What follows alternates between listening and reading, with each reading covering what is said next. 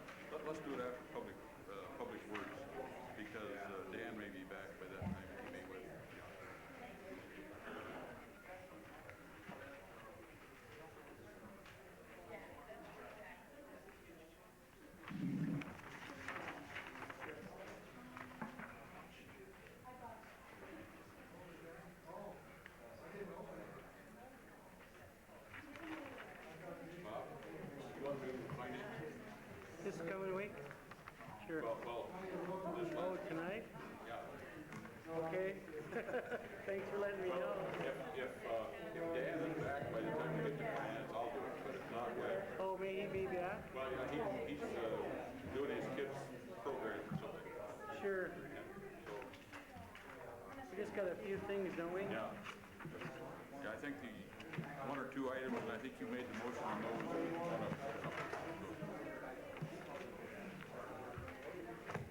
How did it come out?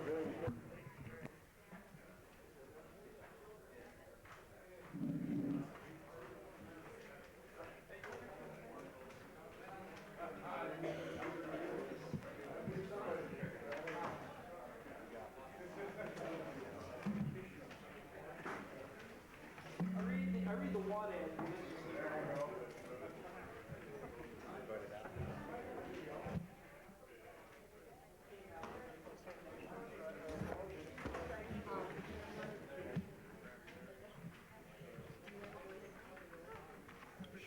Because I always like to have two.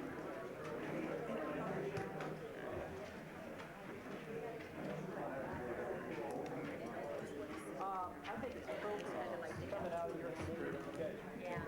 Well, I can recognize you. We'd like to be fairly short. I won't read it with it stricken. Okay. I'll recognize you.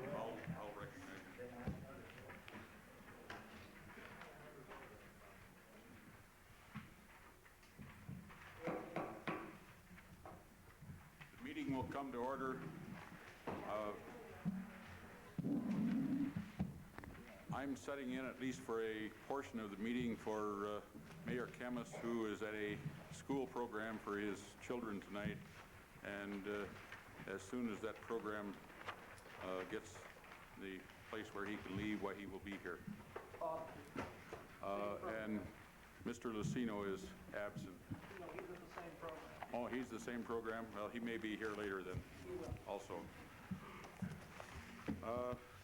First item then after the call to order and roll call is the approval of the minutes. Is there any changes, alterations, or corrections to the minutes as presented? If there are none, why they will stand approved as presented. The item for final consideration from PAZ. Mr. McLaughlin. The item from final consideration that we're looking at tonight was a request to place a mobile home on Lot 7 and 8, Block 52 of Knowles Addition on the northeast corner of River and Hickory, 640 River Street. In the committee meeting last Tuesday, we had a great deal of discussion on this matter, and when all the dust settled, no motion was made by a committee member in attendance. So I'm bringing this matter to the floor with no committee recommendation. This is a very difficult situation, but one which I feel cannot go unaddressed. So therefore, I would move, as chair of the Plat Annexation and Zoning Council or Committee, that the council deny the request to place a mobile home on Lot 7 and 8, Block 52, Knowles Addition, 640 River Road. And I do this for the following reasons. One, the council does not have the guidelines or criteria in place at this time to regulate what pre-manufactured housing can or cannot be placed in residential areas. The complexity of what constitutes a mobile home, a modular home, or a manufactured home needs to be unraveled, and the HUD standards versus UBC standards need to be defined clearly. Two, the Neighborhood Homeowners Association, which I feel have done an excellent job of trying to put forth their fears and their concerns over this proposal, do not feel comfortable with the possibility of other problems which could arise from this request.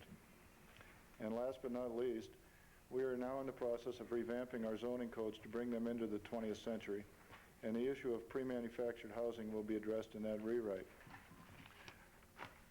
Although I do feel for Mr. Dishner, as I believe he has been sincere in his effort, I would hope that he is able to secure an alternative housing for this location, and also that I hope he understands the predicament this council is in at this time, and we hope that we can solve this in the near future. Mr. Limpus has asked if he could present a last copy of a petition. Mr. Limpus, if you would care to, we'll recognize you at the podium up and give your name and address, please.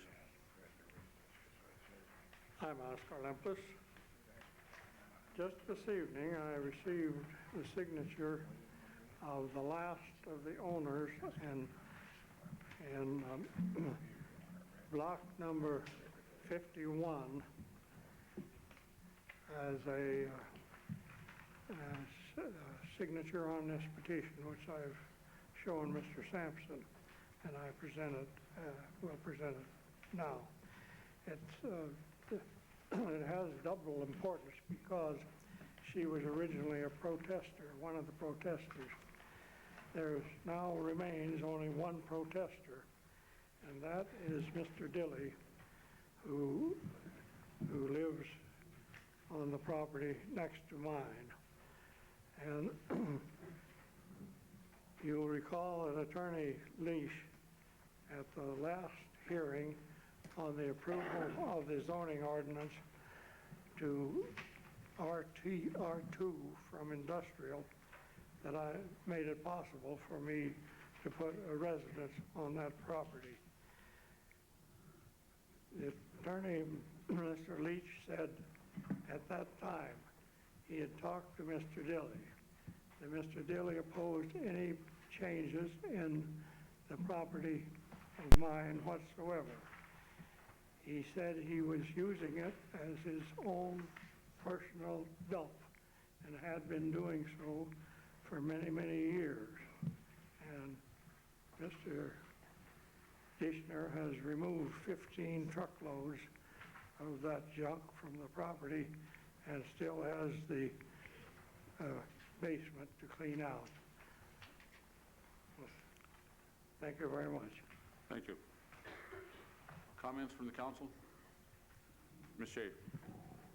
Well, I have some comments, and I just have a lot of thoughts on this, but I'm not sure that any of it really makes any sense. I feel empathy for Mr. Dishner because he has really participated with the neighborhood and has taken a good deal of time in trying to acquire the property, and it sounds like this was formerly a neighborhood eyesore and has made improvements, and yet he's not allowed to put and it seems like the city council can't help him because the criteria is really kind of complicated and perhaps it's discriminatory. It seems to me that we have lots of mobile homes in the city of Missoula within the limits, and they're either grandfathered in or for some reason it's on a case-by-case basis they're there, and yet there's still concern by neighborhood people about property values and about just concern about mobile homes coming in, and yet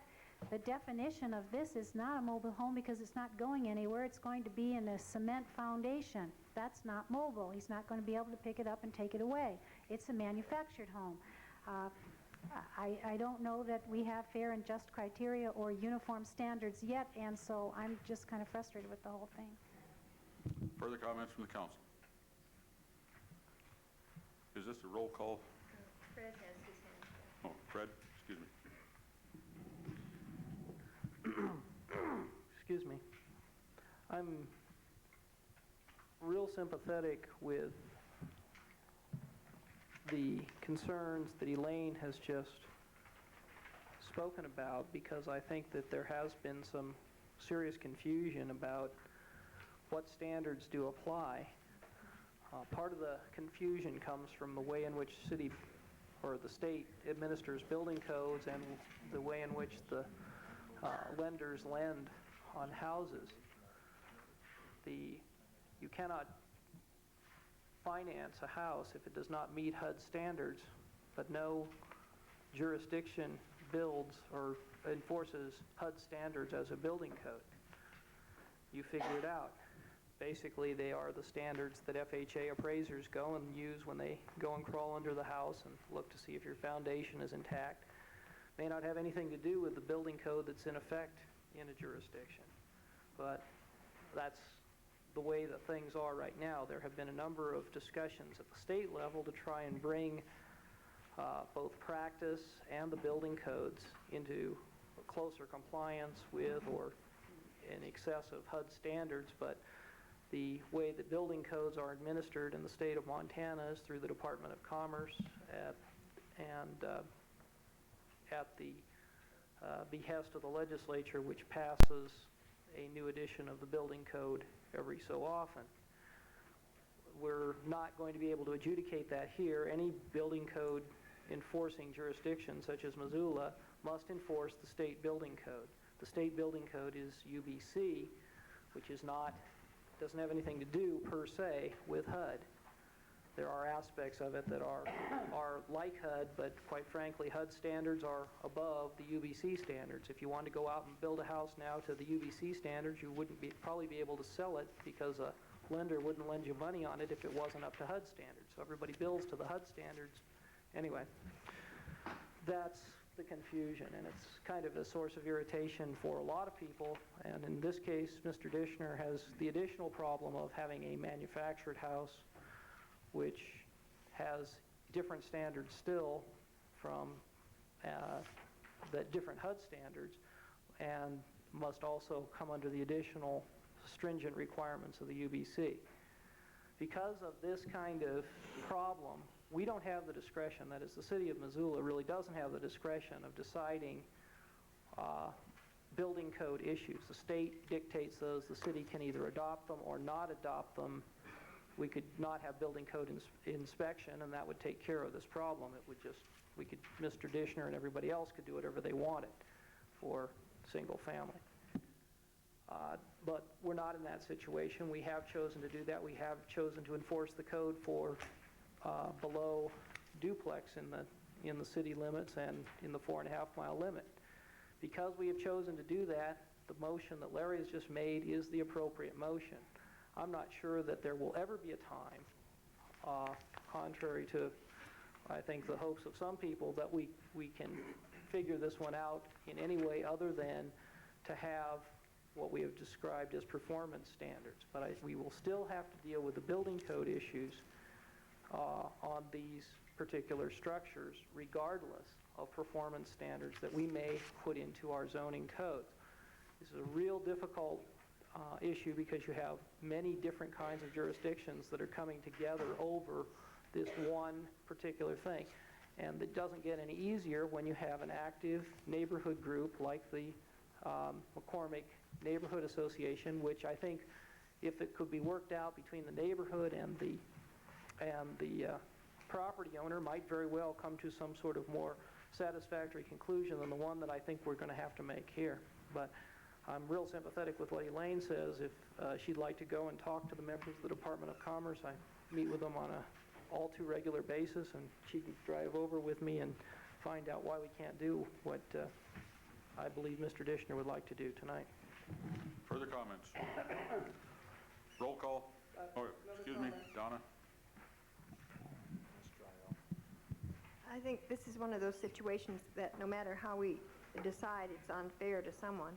And we had a similar situation on the north side, but because he happened to have the proper plate on that structure, he was allowed to put it on one lot. And yet I received several calls from people who had tried to put a mobile home or a manufactured home on one lot and were denied. So it just kind of grows, and although driving by you could not tell the difference between Mr. Dishner's structure and the one on the north side, but just because of the technicality, that one was allowed. So although like Elaine and Bob and Elaine and Fred and probably all of us, I sympathize with Mr. Dishner, but it's not just one place. It grows because then others will want to do it too. And then we'll really get down to saying, well, what does yours look like, and is it attractive, and isn't it attractive, and so on. So I have to support Larry's motion. Further comments from the council? Seeing no further comments, roll call. Craig? Yes. Harrison? Yes. Hermes? Yes. McLaughlin? Yes.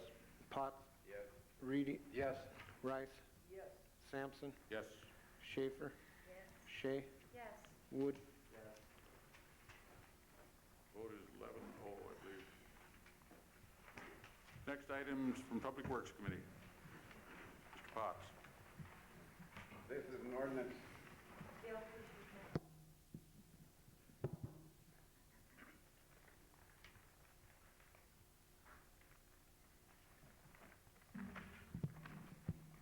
This is an ordinance amending Chapter 5.60.040 of the Missoula Municipal Code, amending bicycle licensing by dealers and licensing promotions. The committee recommended that the council approve an ordinance amending Section 5.60.040 of the Missoula Municipal Code, amending bicycle licensing by dealers and license promotions, and I would so move. Comments from the council? Roll call. Harrison? Yes. Hermes? Yes. McLaughlin? Yes. Potts? Yes. Reedy? Yes. Rice? Sampson? Yes. Schaefer? Yes. Shea? Yes. Wood? Yes. Craig? The other items for final consideration is held for one reason or another. The next item is public comments from the citizens. Any citizen who wishes to be recognized for up to 3 minutes, be glad to come forward and speak your piece. Please give your name and address. My name is Shawn Gant, and I live at 216 Woodford. And I'm here today as a board member of Missoula Community Access TV, that's MCAT. And I'd like to just tell you what's going on down there briefly. In case you haven't been by MCAT lately, you should know that our city's access facility is very busy. Training workshops have been booked into February. 1 in every 100 people in Missoula has been trained to use MCAT video equipment now.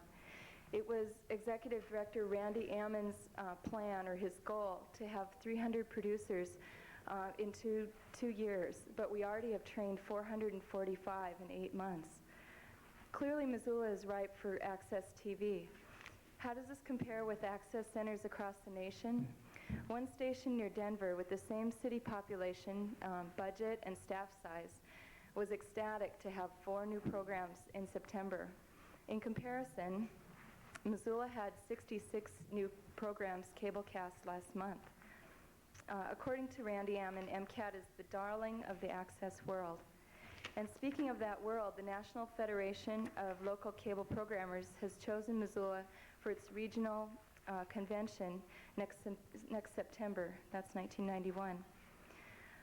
But back to MCAT's daily business, I'm proud of the diversity of programming the city is offering and creating. Producers from many different organizations are using Access TV. The Missoula County High School's English Curriculum Committee proposed a TV journalism course which uses MCAT's facilities. I did that last week. A large number of students have already been trained on video equipment and the editing equipment as well. The Hmong community is planning programming through the Missoula Museum of the Arts. The City of Missoula regularly cablecasts its weekly meetings, as you know. The Forest Service has produced programming. MQTV has shown KROS Tool lecture series. University of Montana had a President's Lecture series on. Mayor Kemmis hosts a show centered on community issues, and that's just a few things that are regular happenings down there. Many independent producers are airing their work on MCAT, contributing to the arts, music, public safety, community education, and religious communities in Missoula. Imported programming on MCAT has also been varied and interesting. Missoula citizens who have sponsored programs from Bozeman, Texas, California, Korea, China, all over the world. One MCAT program produced by Michael Meese, Crying Out for Survival, was shown in Geneva this year during the session of the United Nations. In September, Mary Canty, MCAT's assistant director, wrote a grant proposal to set up a tape exchange system throughout Montana. And as Missoula imports and exports programming, we promote Missoula's image as a cultural center, and we become less isolated in our rural state. All this success is taking its toll on Mary and Randy, our staff. They're one half-time and 1 full-time employees, but it's not unusual to see them down there for 10 or 12 hours some days. We can't afford to hire any more employees with our fixed budget. And I'm not sure we can expect these talented, enthusiastic people to last forever. We need more volunteers there, helping in the office, cablecasting programs, giving technical support, and generally giving applause to Randy and Mary for a job well done. And I want to thank the MCAT volunteers that I see regularly down there. They're doing a great job, and without them, we'd have to cut back on our office hours and limit our training sessions. I'd like to extend an invitation to the council to come down to the studio during our second open house on December 26th. That's the day after Christmas. There'll be a mic set up, and you can give holiday greetings to your constituents. You can become familiar with the facility. You can sign up for a training session yourself. And you can visit with some great folks that are working on community programming at MCAT. Do any of you have any questions? Larry? No questions, just a comment. I'm glad to see that there is more local access or more local programs being produced all the time. I think that's good. That's what this was brought here for. I think that's what the council envisioned when they started it. And it would be nice if we could get an update like this maybe once a quarter. It would be great to hear. I think a board member will show up here once a month. That's our plan now. So hopefully this page of statistics that we've been sending you that's kind of out of context, hard to understand even sometimes, will be clarified by people, and you'll know what's going on there too. Thank you. Thank you. Elaine? Sean, I just have just a comment and a question both. I've gone down lots of times to the studio because we don't get MCAT in the rattlesnake, so in order to see the city council proceedings again, I go down and visit. How long are the tapes kept? I know Mary told me the last time I was down that they weren't going to be kept forever anymore. They would only be on record for like a month, but I wasn't sure about that. The city council tapes? That's right. I'm not sure either. I think at least a month, probably 2 months. I know that there's a whole stack of them there, probably from the... From last week. I better make this brief. For at least 2 months, I'd say. But I'll ask Randy, and I'll call you. Okay. Further comments? Thank you. Anyone else from the public, please come forward and state your name and address, please. My name is Barry Adams. I'm at 631 Owen Street. I wanted to talk about this peace resolution that's going to come before the committee tonight. Is this the proper moment? No, we will call for public comment on that later when we come to the peace resolution. Oh, okay. If you would please wait a little later and we'll call for comment from the public on that. Great. Any further comments from the public? Not. The next is communications from the mayor, and I will hold off and we will wait for item number 6 until the mayor shows if he has something way to do it. The next then being the consent agenda. We have several items on the consent agenda.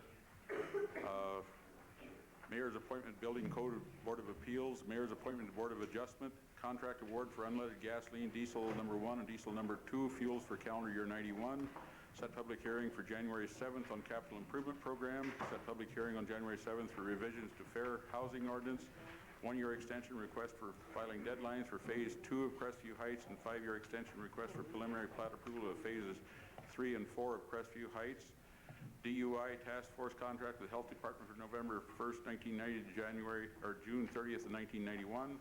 Authority to hire a new officer for the new annexation position, and 1991 City Council meeting schedule. Is there anyone on the council who wishes to pull any of the consent agenda items off of the consent agenda?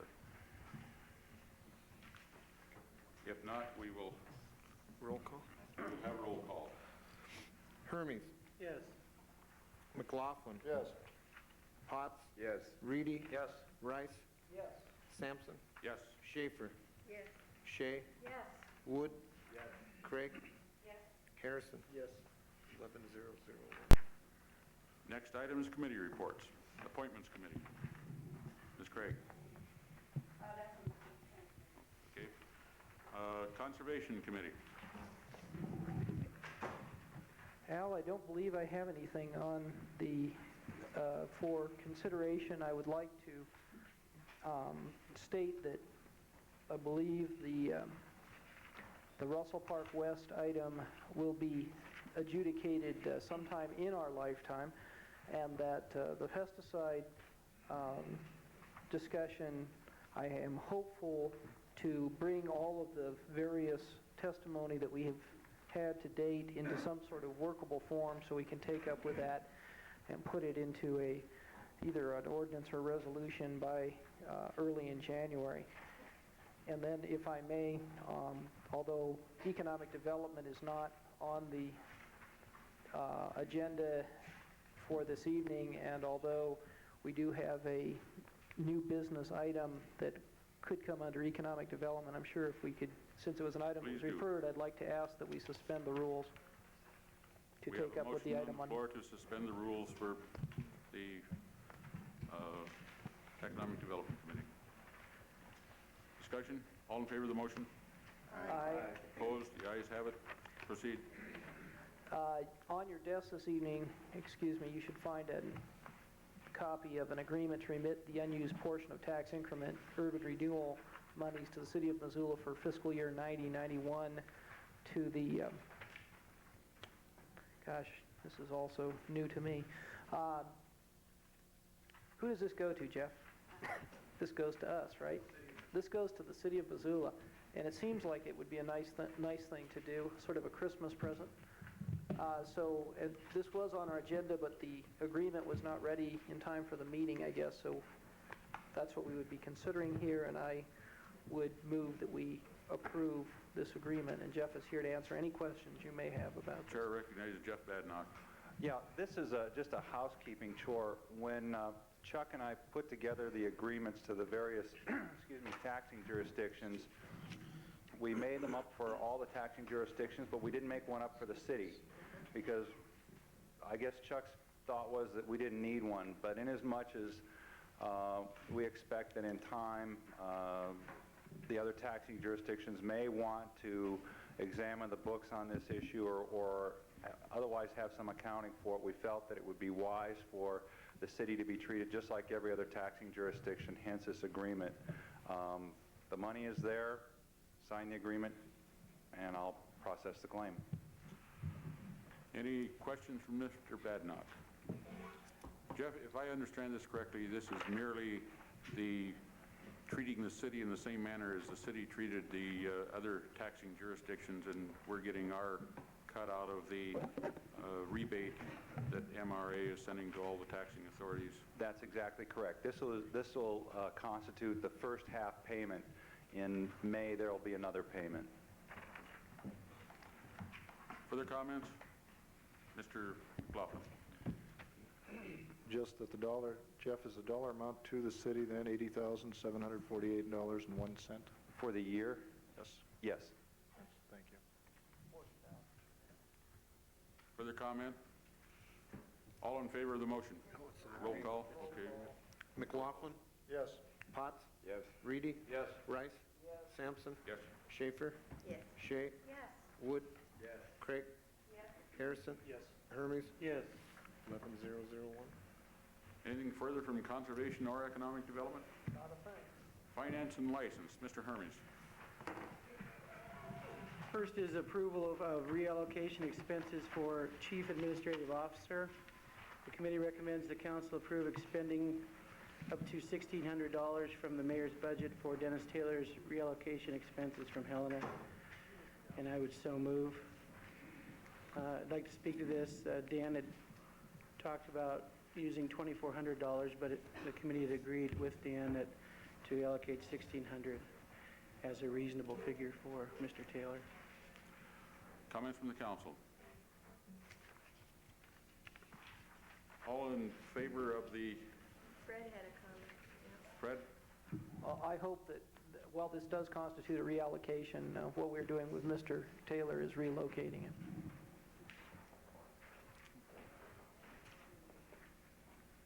All in favor of the motion? Aye. Opposed? The ayes have it. Next is journal vouchers. The committee recommends the council adopt a resolution approving journal vouchers numbered JV 91-11T, JV 91-12T, JV 91-24F, JV 91-25F, JV 91-26F, JV 91-27F, and authorizing the transfer of any funds required by said journal vouchers, and I would so move. Questions? Roll call? Potts? Yes. Reedy? Yes. Rice? Yes. Sampson? Yes. Schaefer? Yes. Shea? Yes. Wood? Yes. Craig? Yes. Harrison? Yes. Hermes? Yes. McLaughlin? Yes. 11-0-0-1. The next is claims with two motions. The committee recommends the council authorize the Finance and License Committee to approve claims at any meetings during the interim period before January 7th, 1991, subject to ratification at the January 7th meeting, and I would so move.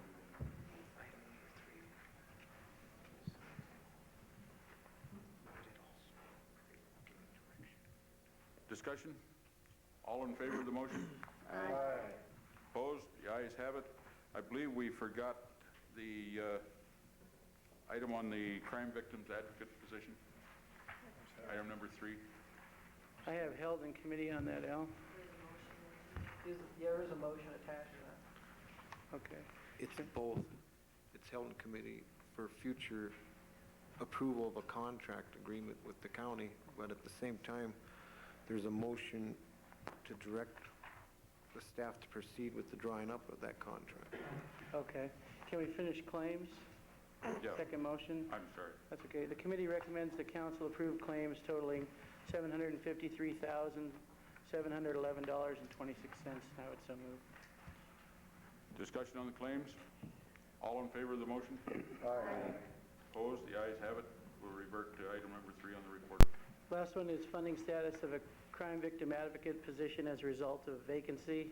The committee recommends the council direct the staff to proceed with having crime victims advocate position be a county position and drop a contract with the county for the desired city services. And I would so move. Questions? All in favor of the motion? Aye. Opposed? The ayes have it. And a report. Next is JR. Yes, we have 3 items.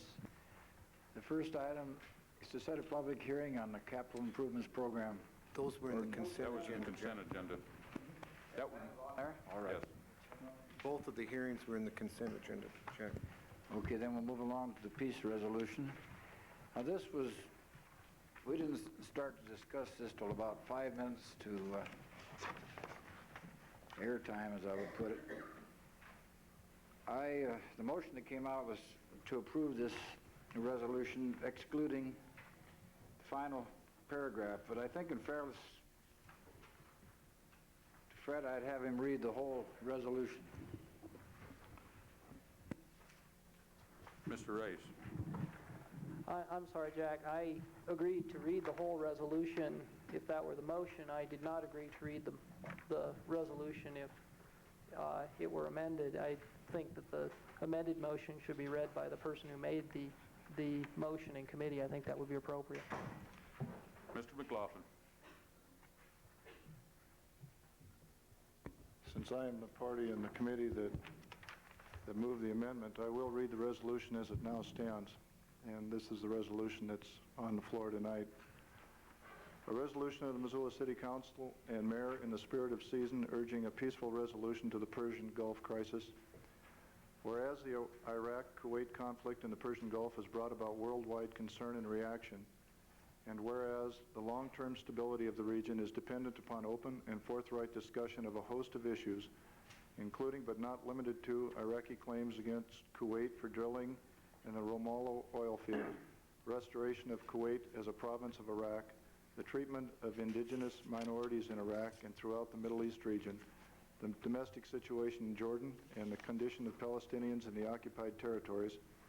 And whereas the appropriate organizations for initiating negotiations are international in scope, such as the United Nations and the Arab League, and whereas no single nation should be allowed to or required to push for these negotiations outside of the forums provided by the international organizations, and whereas the continued expense of maintaining the U.S. military presence in the Persian Gulf saps the economic vitality of communities like Missoula throughout the country, further exasperating the serious financial situation faced by the nation's cities and towns, and whereas the prospect of military involvement in the Middle East will bring about divisions in this country, creating a climate that will aggravate underlying tensions in the society and place additional roadblocks in the way of long overdue programs designed to address domestic problems. And whereas Missoulians have been outspoken in their concern about the course of events in the Gulf, particularly as they relate to the actions of the United States government, and whereas Missoulians are specifically concerned about the welfare and safety of friends, relatives, and loved ones placed at risk as a result of current governmental policy, and whereas Missoulians have made strong statements in favor of peaceful, non-military efforts to negotiate an end to the crisis, now therefore be it resolved that the Missoula City Council and the Mayor endorse international efforts to bring about a non-military resolution to the current crisis in the Persian Gulf, and urge the President and the Congress of the United States to offer their good offices toward calming international tensions in that region.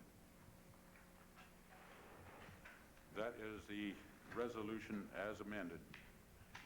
Discussion on the resolution from the council? Now, public comment. Does anyone from the public wish to comment on the resolution?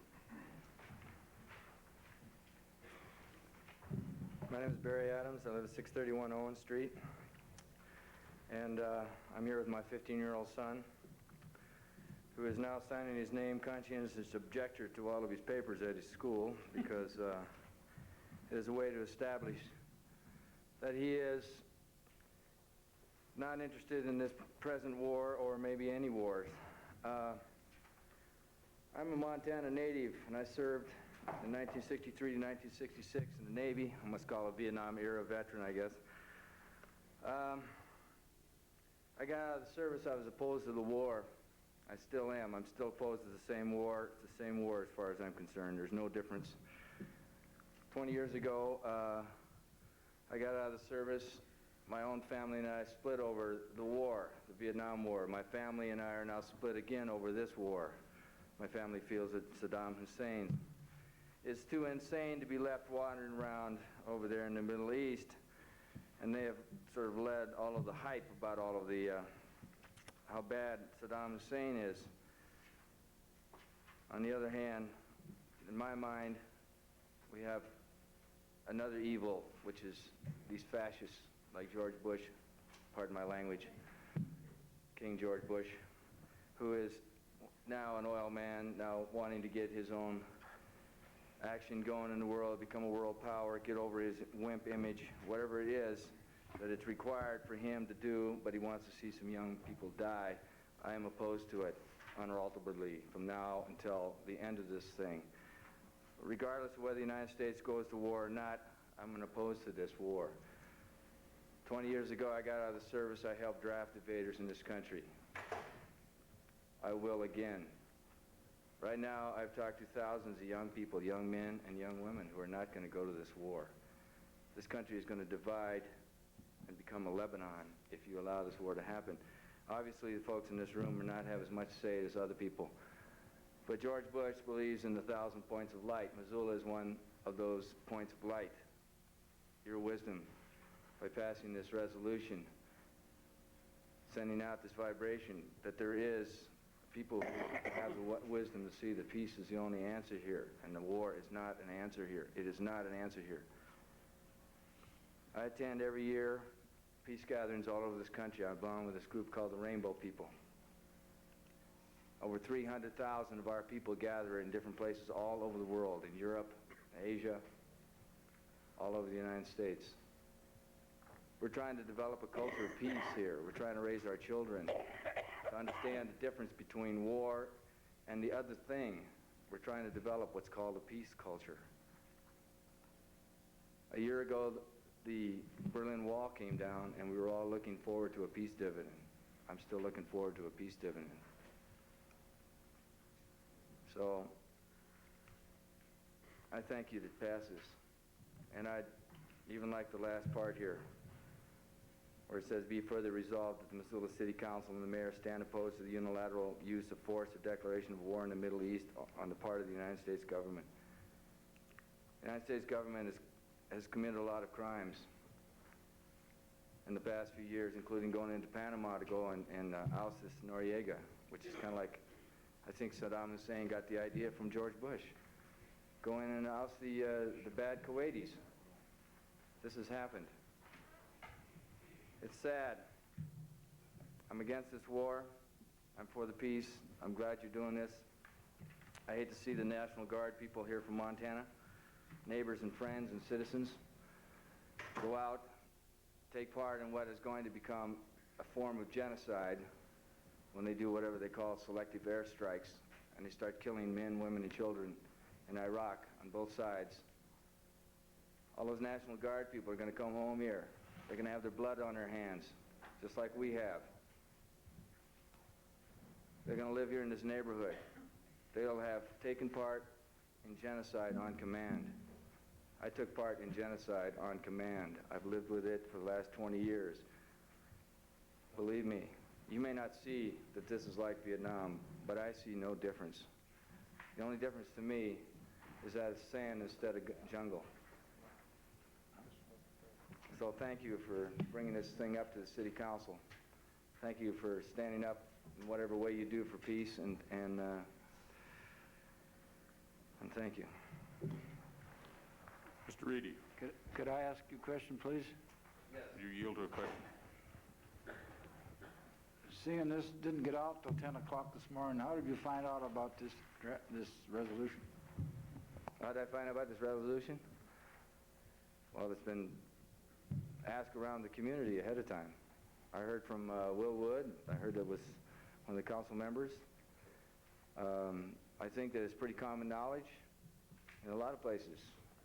And quite frankly, I thought it was such a great idea, I called up friends of mine all across the country. And hopefully some of them will take up the idea in other places in the country. You know, there is a very large network of people who haven't really changed since the 60s. We all still want peace, and we haven't changed much. And we are a lot more organized this time around, just for peace and love. Further comment from the public? My name is Mary Huddle. One moment. Okay. Larry? Al, I would ask for 3 minutes. Pardon? I would ask for 3 minutes. I'll be within your 3 minutes. And I just want to say I was born in 1964. I live at 804 West Pine. And I know that the anti-war movement has always been a grassroots movement, from individuals to student groups to social justice groups and to minority groups. It is in the compelling interest of local governments to represent and advocate the needs and desires of their people. The Persian Gulf situation has reached crisis proportions. I feel it is the duty of the Missoula City Council, indeed the highest order of business, to take an official stand on the situation in the Gulf. And I would like to see the last paragraph included. Indeed, as individuals in our society, virtually the real freedoms that we have under the Constitution are protected by our representatives, not by the police or by the executive or even by the judiciary. Until individuals are again recognized and empowered, the ball, the earth, the delicate balance between war and peace lies largely in the hands of our representatives, every single person sitting at these tables here. As an individual, I petition you to take a stand on this situation, to set an example for other local governments who may well wish to follow suit, but lack the inspiration. I entreat you to make a stand for peace. If you do not, you will ultimately lose our support, be it in this generation or the next. Have faith in peace and in each other and in us, and you will ultimately know true freedom and democracy, which can only truly flourish in a world without war. Thank you. Ms. Schaefer?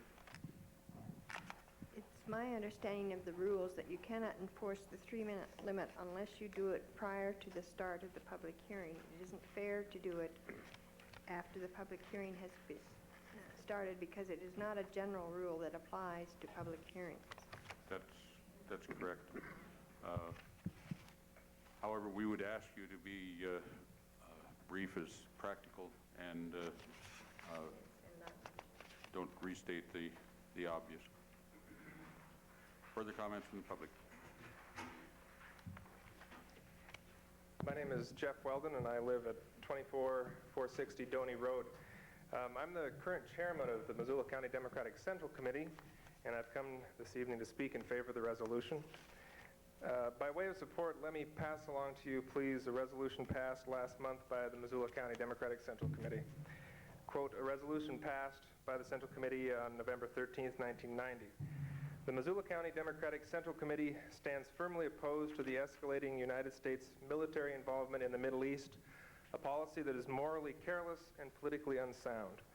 The Central Committee encourages the Montana congressional delegation to strongly oppose any further commitment of American troops in the region.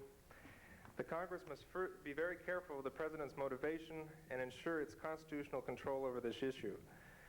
The Central Committee urges the Montana congressional delegation to support and actively encourage a negotiated diplomatic settlement to this crisis.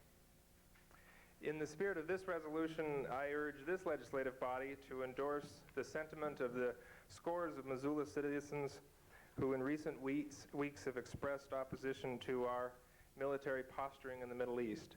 I urge you to pass the resolution you have before you this evening. Incidentally, Congressman Pat Williams responded to our resolution by passing along this statement of concern. For your consideration, I've arranged that each of you have a copy to consider this evening. Thank you. Thank you, Mr. Weldon. Further comments from the public? Any further comments from the public?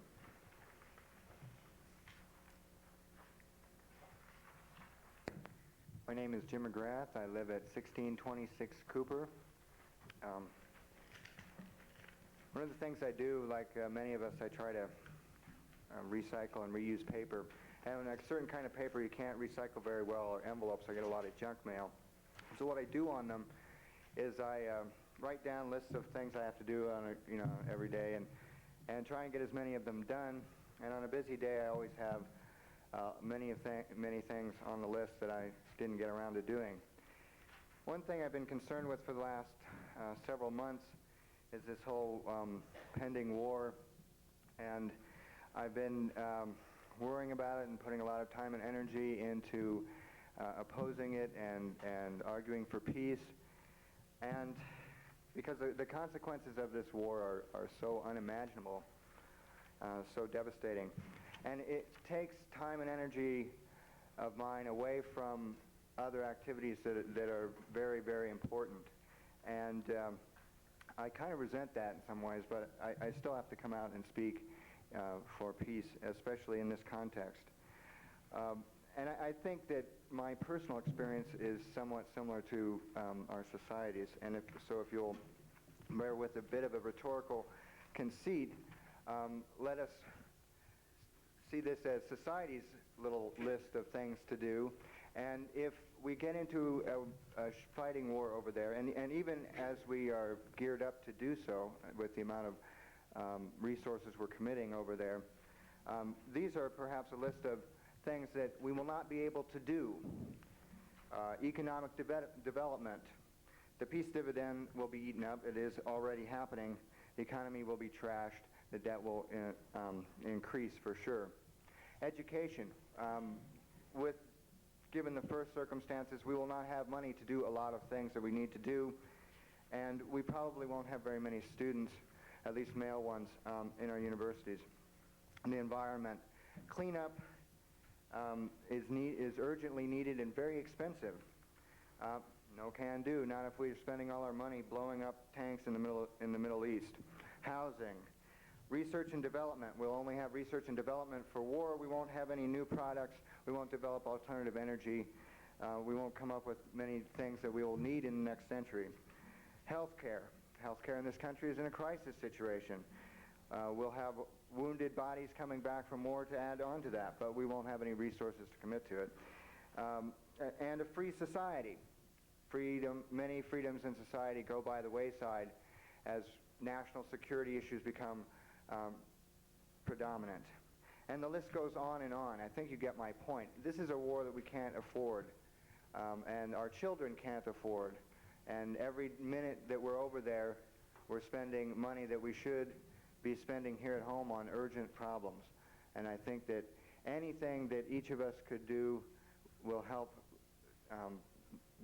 lend peace to that should be done. And I urge that you pass the resolution as it was originally presented. Thanks. Further comment from the public? Hi, my name is Karen Roseman. I live at 804 West Pine. Some concerns that I have about this upcoming possibility of war is if you look at the people of Kuwait have been through a very difficult time, and Americans and Kuwaitis alone. But if you also look at some of the past histories of other countries doing the same situations, you have seen South Africa do the same to Angola, you've seen destabilization in Mozambique, but we don't have a huge force of troops. And I kind of wonder if there's a possibility if we have a national interest called oil. And I wonder also if our dependency on oil is going to cause us to go to war over it, go to use people as a commodity, and we're going to open up our wilderness to start developing for oil. I kind of wonder how far we're going to carry this.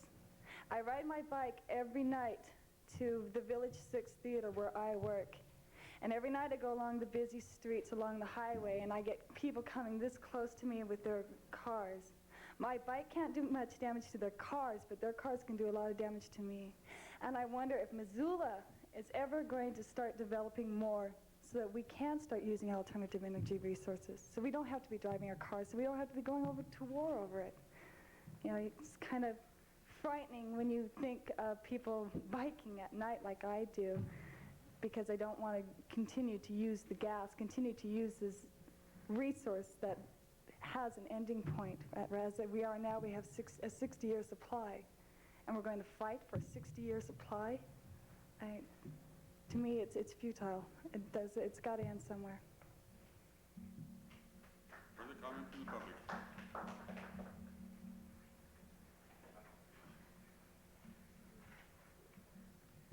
My name is Leslie Wood, and I live at 1608 Howell Street, and I'm here tonight representing the University Congregational Church Peace and Justice Board.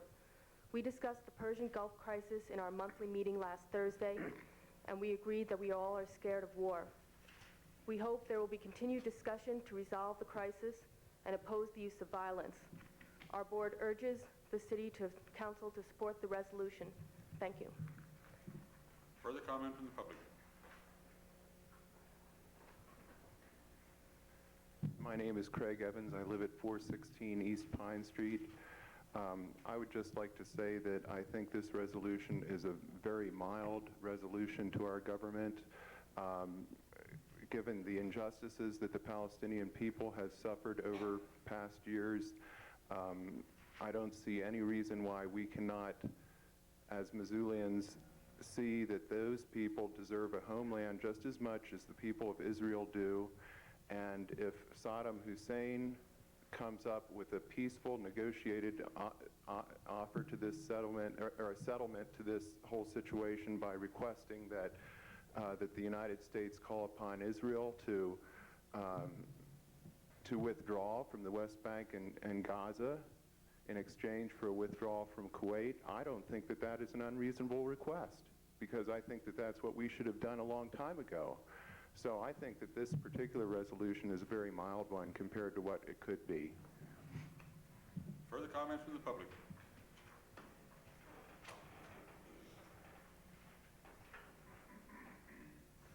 Steve Carroll, McLeod Avenue. I too support the passage of the peace resolution. Let us reject the notion that conflicts have to be resolved through death and destruction and the use of military force. And let us also, as a community, send a message of peace. And that's all.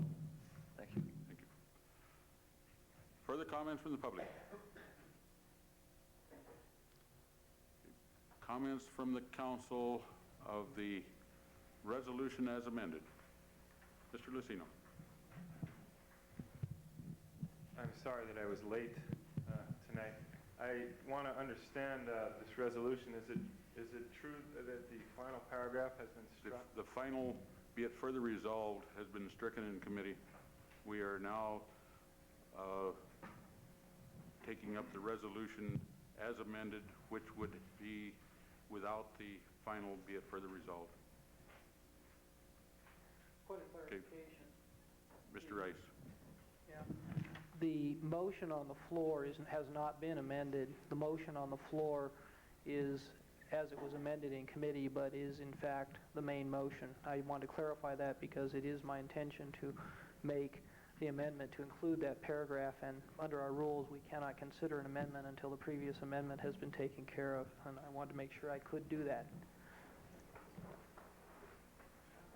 Just as I'm not sure that I understood what you said. Yeah. Basically, the main motion the motion has not yet been amended on the floor. The resolution has... It was my understanding that the resolution as it came out of the committee had stricken that last... That is correct. That's correct. Yes, Okay. but it is not an amended motion as it currently stands on the floor. Okay. I stand corrected on that, but the motion on the floor is the resolution without the last resolve. That is correct.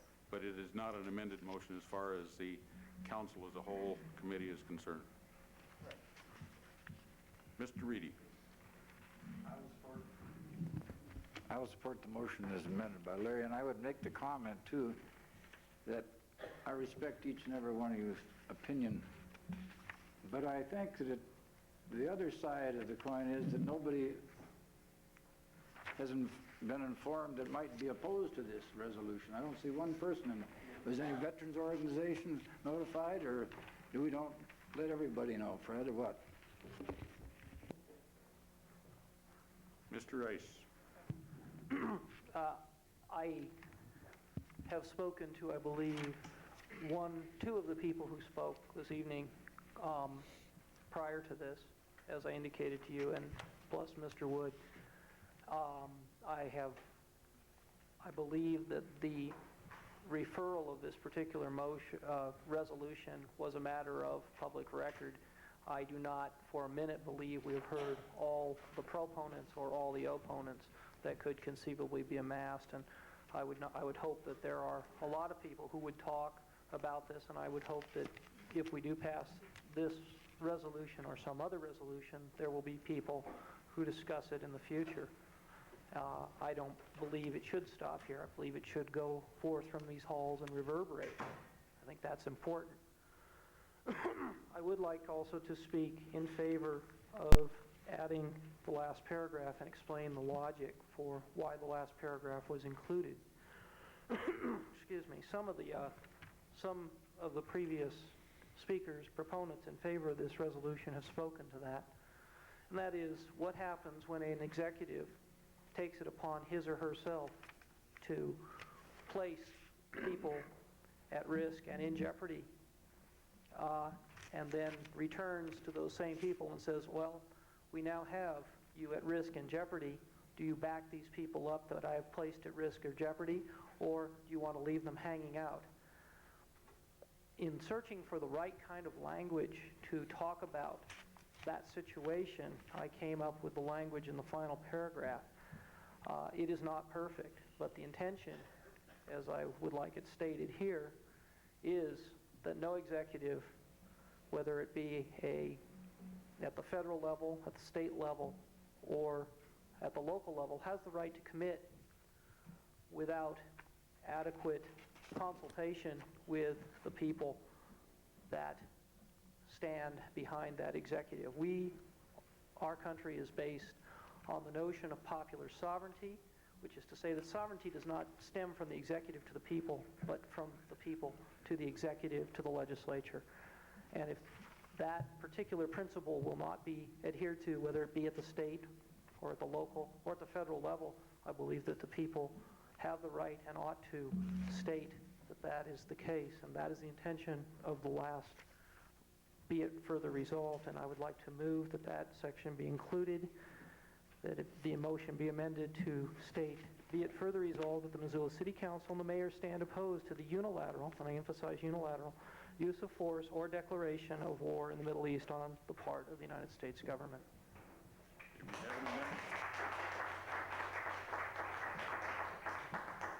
We have an amendment to the motion. Mr. McLaughlin. I'd like to make two comments to begin with. The first one, in reaction to what Jack said about the veterans of foreign wars. I think it's important to realize that if the veterans of foreign wars were here represented tonight, that they would probably support this resolution. I think that's important, but I think it's also important to note that they would probably support this resolution without the last paragraph. The people in the military, and I speak from experience, and I speak from a point, I have immediate family in Saudi Arabia. I have more immediate family on their way to Saudi Arabia. But at the same time, the soldiers who fight the wars when the wars are called, whether they're called justly or unjustly, or they're needed or they're not, at some point in time, when war does break out, the soldiers are the people that make the ultimate sacrifice. They are the people who give their lives for their country, not the people that are standing here conscientiously objecting, or the people that are sitting here on this floor making these decisions. We should never, ever forget the people from the veterans of foreign wars, or the people that have fought the wars before, or the people that are going to fight the wars in the future, because those are the ones that ultimately will pay the price. I think that it's important that this council sends a message of peace to the world, sends a message of peace to the government. But in order to do that, this council has to send a united message. It has to be a message that's unanimous, and unfortunately, I don't think that I can vote for the last paragraph. I will not vote for the last paragraph, and I'm afraid that if that last paragraph is included, that the message that this council will send will be a divided message, just as the messages that are being sent around the country now are divided. If we're going to do this, we need to do it together, and if we're going to do it together, let's send a message without the last paragraph, and let's do the best that we can. Further comment from the council on the amendment? Roll call on the amendment.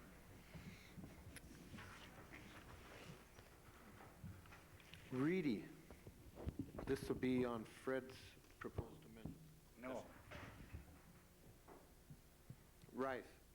Yes. Sampson. No. Schaefer. Yes. Shea. No. Wood. Yes. Craig. Yes. Harrison. No. Hermes. No. Lucino. No. McLaughlin. No. Potts. No. Looks like it's fails. 8-4. 8-4 on it. Now the resolution has from the committee. Further discussion. Roll call. Rice. Pass. Sampson. Yes. Schaefer. Yes. Shea. Yes. Wood. Yes. Craig. Yes. Harrison. Yes. Hermes. Yes. Lucino. Yes. McLaughlin. Yes. Potts. Yes. Reedy. Yes. Fred, do you wish to change your pass? No change. Be 11-0-1. Thank you. Now, at this time, I would relinquish the floor to Mayor Kemmis, who has arrived.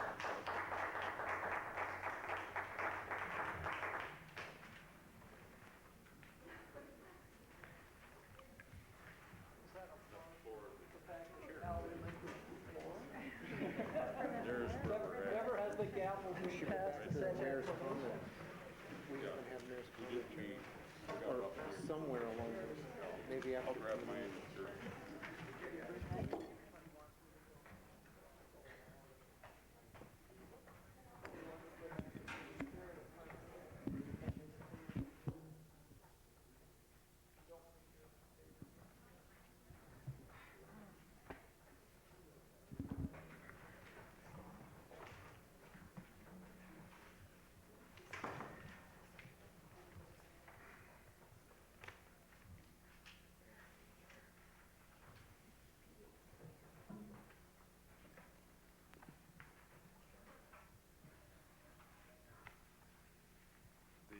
Plat Annexation and Zoning Committee. Mayor Kemmis, Sorry, Mr. Rice. if I may, on reflection and in the spirit of the season and after a brief consultation with one of the people who sits to my left, if anyone does so, I would like to change my vote to yes on that last recorded vote. Without objection, be so ordered.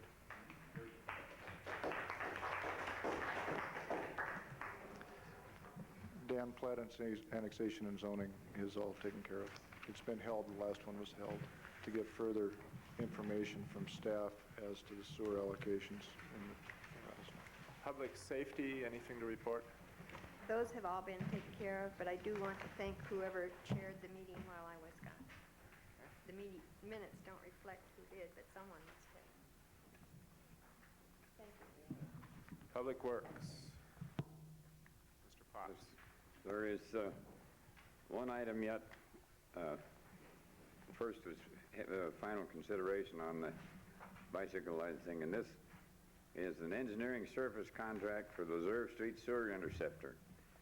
The committee recommended the council authorize the mayor to sign an engineering service contract with Professional Consulting Incorporated for the Reserve Street Sewer Interceptor, contingent upon approval by the city attorney and for up to the amount of $165. The city engineer, Mr. Bruce Bender, this evening handed me a memo, and he has been negotiating with these people, and he finally has come up for a total of $100,520, which is quite a little less than the cap we put on it. So I would move I'd move the council authorize the mayor to sign this contract as negotiated. Is there any discussion? Roll call. Excuse me, Sampson. Yes. Shea. Yes. Wood. Schaefer. Did I get Schaefer? Yes. Craig. Yes. Harrison. Yes. Hermes. Yes. Lucino. Yes. McLaughlin. Yes. Potts. Yes. Reedy. Yes. Rice. Yes. 12-0. Motion carries. End the report. Mr. Sampson. We, after consultation with the chairman of the Sunlight Committee, we decided to put the Sunlight Lands Committee report at the end of this right now. In other words, Sunlight Lands Subcommittee. Mrs. Shea. I think we need a motion to suspend the rules first, please. All right. And I would move to do so. All those in favor of the motion to suspend the rules, say aye. Aye. Opposed, no. Motion carries. The item under consideration, and there is some urgency in addressing this because the council will not meet until January 7th, I believe, 1991. And the subject is proposal for consultants to represent the city of Missoula exercising rattlesnake sunlight option. And I would move to authorize the drafting of a contract subject to the approval of the city attorney and the mayor's office with expenditures up to $5,000. The funding would come from the contingency fund and will be then replaced with monies allocated at the appropriate time. I don't think that everyone has seen this administrative memo that came out, and so I'd like to just speak to the motion. Okay, Mrs. Shea. The proposal is to hire Larry Anderson and Carl Englund. Larry with his practical day-to-day experience working with the city and the legal experience of Carl Englund as an attorney to help with the acquisition of the Sunlight properties. There's just a lot of work that has to be done very quickly, and some of it is quite complex. So we would like to, in the interim, for this work to begin. Do council members have copies of the memo to Yes. refer to? Yes. All right. Is there any further discussion? Just if I could clarify the motion, is the motion to authorize both drafting and execution of the contract subject to the mayor and city attorney's approval? Mr. McLaughlin. Should the motion also state where the monies to be replaced in the contingency fund are to come from? I believe it should. Would you like to do that? From the monies allocated for the acquisition of the parkland. Do you have any Rattlesnake objection to that addition to the motion? Sounds good, thank you.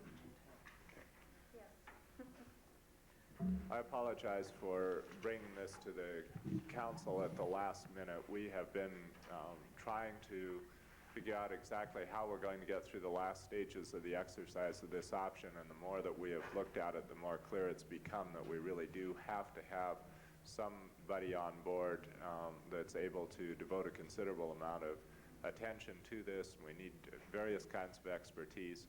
Larry's, I think, is ideal for what we need here, and Carl England, because of his experience in land transactions and so on, I think will be able to fill in the gaps very well. We have such a major responsibility in this arena that I think that we simply have to take this step. I would appreciate the council's approval of it.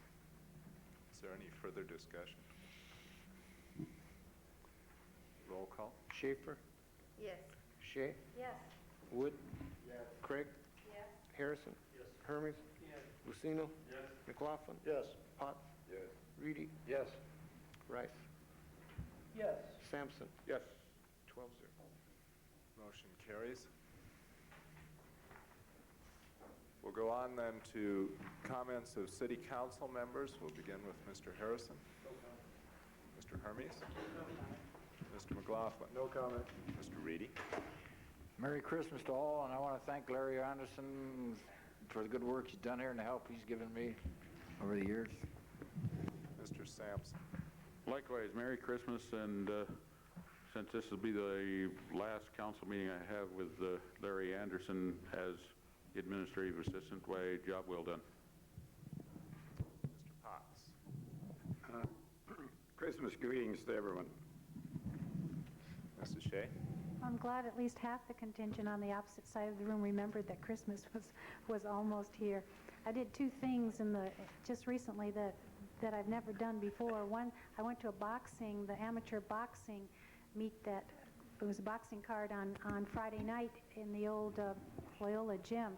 Now, I'd never seen boxing before, and it was just so interesting. Apparently, there's a new amateur boxing group in Missoula, and they start with just kind of 6- and 7-year-olds and then move right on up to, I guess, maybe Golden Glove, but I'm not sure. It was very, very interesting, and there are a lot of kids in Missoula who are doing this, and it seems like it's a good experience, and they learn a lot from when they're little how to punch until when they get larger. It was very, very interesting, and the focus was who's the toughest town, Butte or Missoula, and Missoula got more points, but I don't know about that because I think Butte is probably a lot tougher. Anyhow. Well, they seem streetwise. I mean, Missoula has more class. At least that's my opinion. I'm not from Butte, and I'm not related to anybody from Butte, but it is a pretty neat town. I gave blood today at the American Red Cross, and for those of you who may not have done that before because of contraindications or some other reason, giving blood is safe, and they make it very easy, and you really feel like you're helping someone out. It's a gift that goes on giving, so that you really add to the quality of someone's life. The American Red Cross is having 2 more blood drawings this week, a special one on Thursday, 12 noon to 2 p.m., and Friday from 11 to 1. So that's one good thing that people in Missoula can do. There is a need. And also, Merry Christmas to everyone. We're going to miss Larry Anderson. I'm glad he's going to be around a little bit longer. Happy New Year and happy holidays to all our listeners. Mr. Rice. No comment. Mrs. Schaefer. I want to acknowledge the complimentary letter that Mike Kress got from an organization that had been working with Mike on the floodplain parts of zoning. That's a very difficult assignment, and it's very rare that a director of any planning department gets a complimentary gesture of any kind. In fact, before I joined the city council, I thought the full name of the department was the damn planning department. Also, I was reading the minutes of one of the meetings that I missed, and I was dumbfounded and amazed to learn that there are no accidents and no problems at that driveway off of Ole's. You have not been listening, people. At least 2 out of every 3 that testified on the hearings of when Ole's wanted to change that adjoining property and put a bar there. At least 2 out of 3 of the people testified about the danger in that intersection. Joe Aldegary and Bruce Bender have had personal near misses there Fred Rice and I have complained, and I remember telling you about meeting a tourist almost hood to hood or bumper to bumper there. We've got to listen, people. That's a bad place. We've got to try to change it, and maybe that can be our resolution for next year, at least in our ward. And on that note, I wanted to wish everybody a Merry Christmas and a fine holiday season. Mr. Wood. No comment. Mr. Lucino. I'm grateful that we showed such unanimity on the peace resolution tonight regarding the Middle East, and I think it's a real appropriate time of the year to pass such a resolution for peace during Christmas time. And I think it's worth saying that we hear the famous words of Christmas, peace on earth, goodwill toward men, and I think that was the spirit that this resolution was passed, at least it was in my mind. And would like to remind, interestingly enough, I think that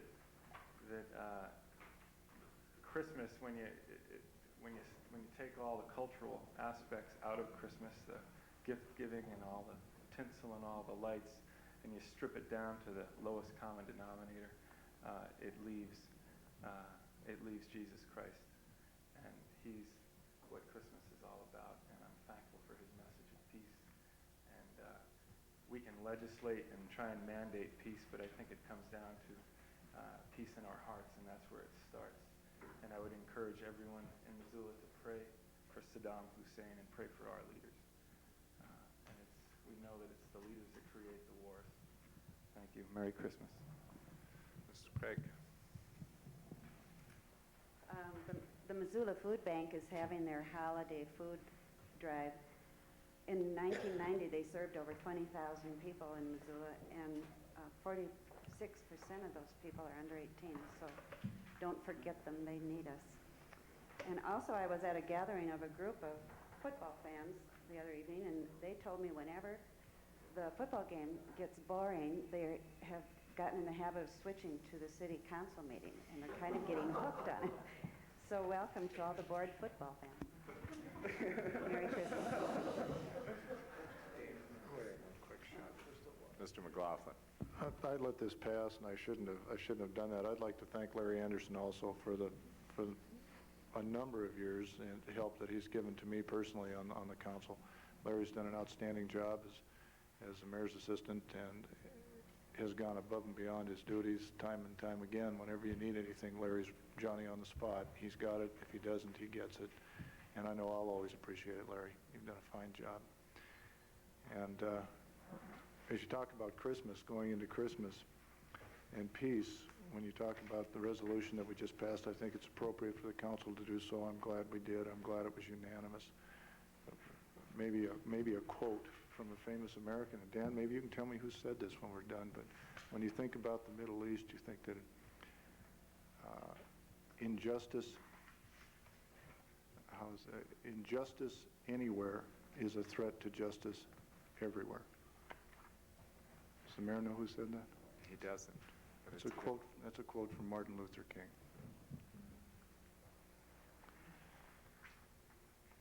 With the council's permission, since I was not here for the portion of the agenda devoted to the mayor's comments, I would like an opportunity to speak briefly.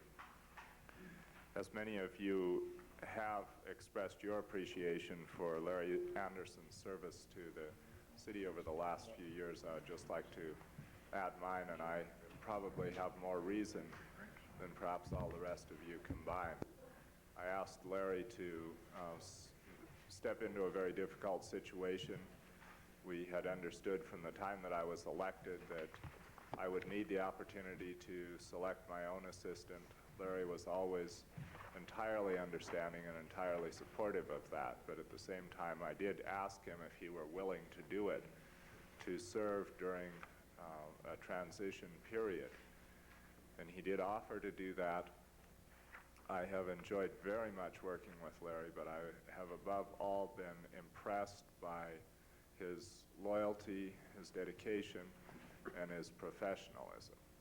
Larry is a gentleman's gentleman, and I never expect to find anybody that is easier to work with or more dedicated to the professional fulfillment of his duties than Larry has been.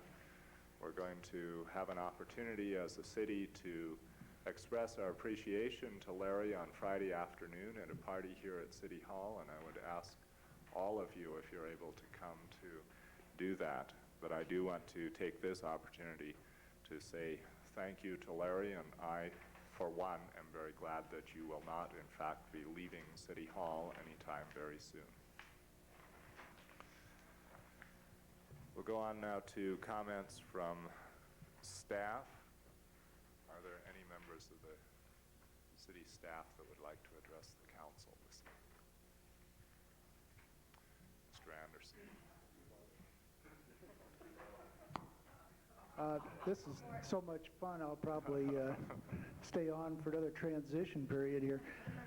I would just like to say that 5 years I've had here with the city of Missoula.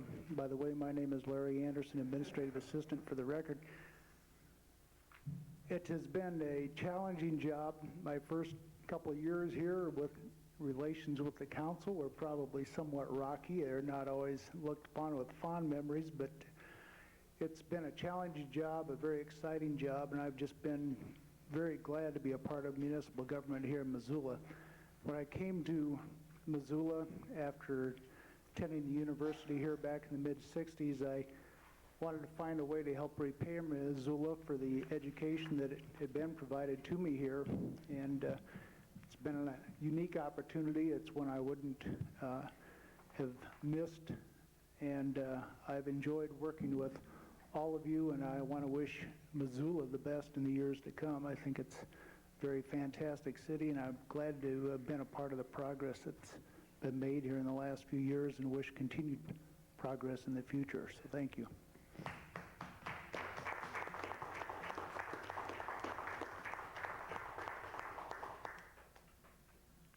there any other staff comment? If not, we'll go on to new business. We do have one item of new business. Well, that's been taken care of. All right. Is there any other new business to come before the council? If not, we'll go on to items to be referred. I guess I'll go ahead and read those this evening. Are there any items that are not on the agenda that need to be referred? From your agenda, we have requests by Jim Van Fossen regarding an agreement for maintenance of Fort Missoula Park Complex grounds by the City Parks Department Conservation, and regarding an agreement for maintenance of grounds at certain county buildings by the City Parks Department Conservation.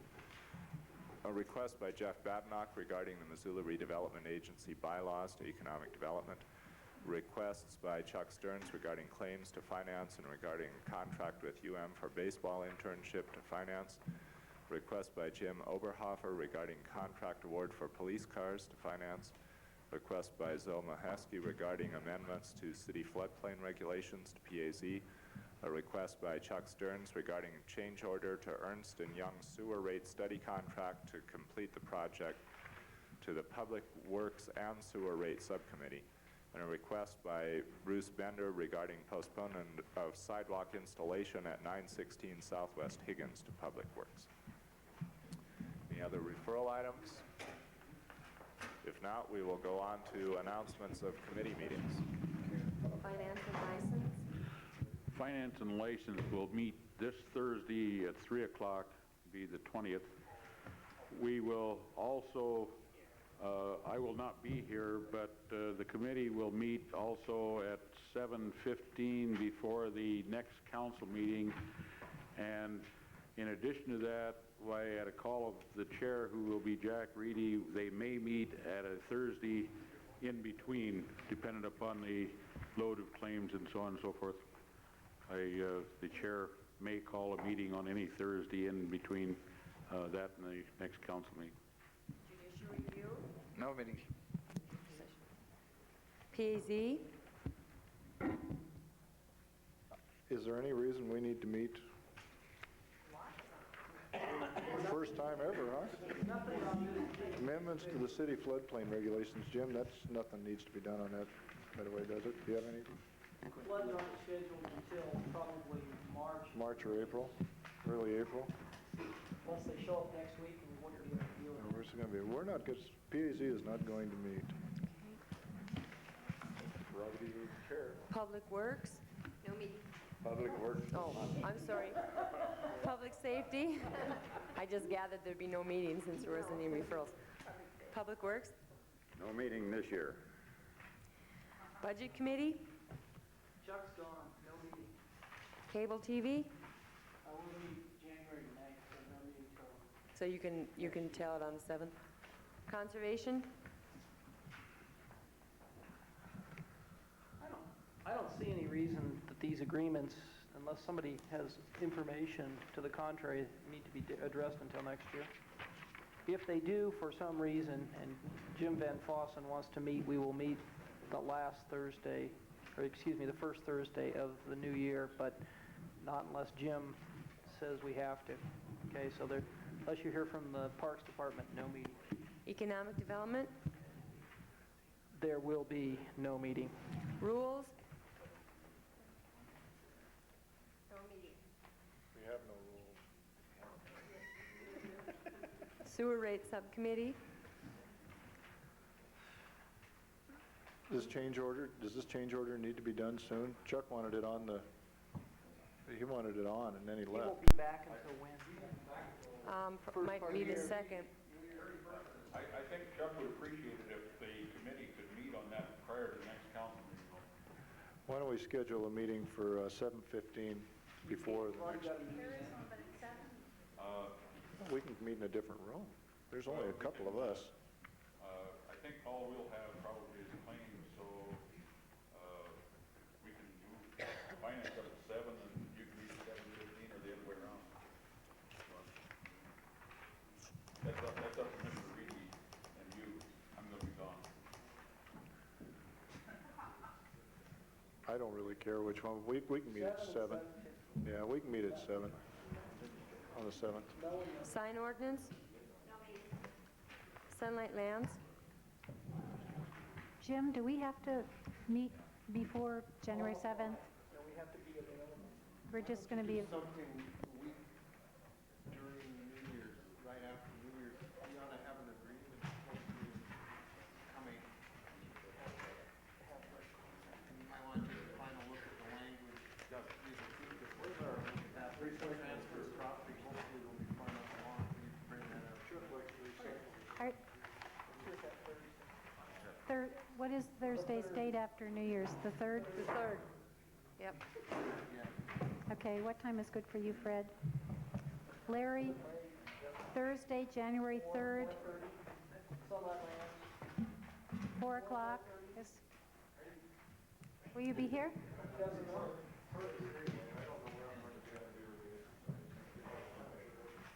Okay. Then that will, these Sunlight Lands Committee will meet on January 3rd at 4 o'clock.